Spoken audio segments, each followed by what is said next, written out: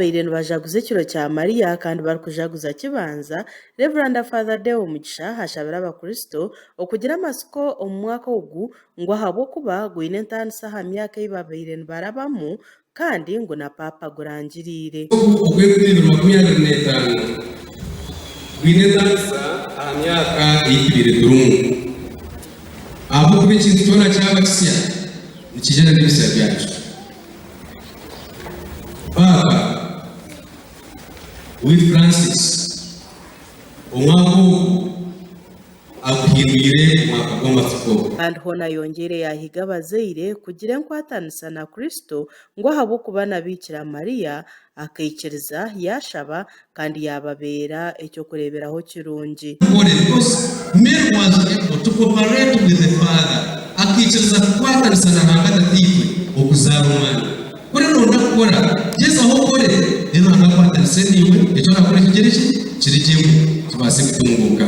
Baitu we Dr. Mugisha Francis ahigira abantu kukora n'amaani omu mwaka ogu kandi bakasherera n'emigisha ya Ruhanga obu barikukora ebyarukunda.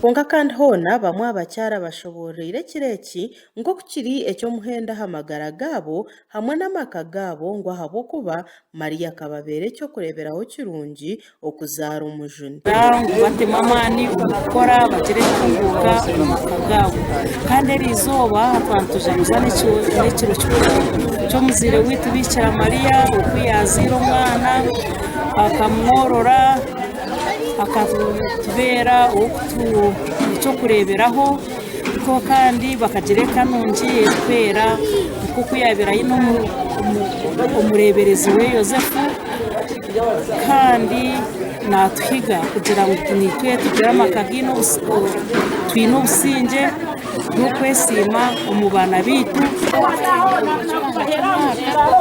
kandi ekereziya nyeniito Bikira Mariya azaire omwana Yesu. Ekereziya ekakitaho teera abantu mulingo kumanya obukuru bwa Bikira Mariya watuzaarire omucunguzi ahabw'okuba abamwe bakaba batakumutwara nkakikuru konka ekereziya ekashanga kiri okukunda omwana kandi okamanya n'omuzaire waamuzaire.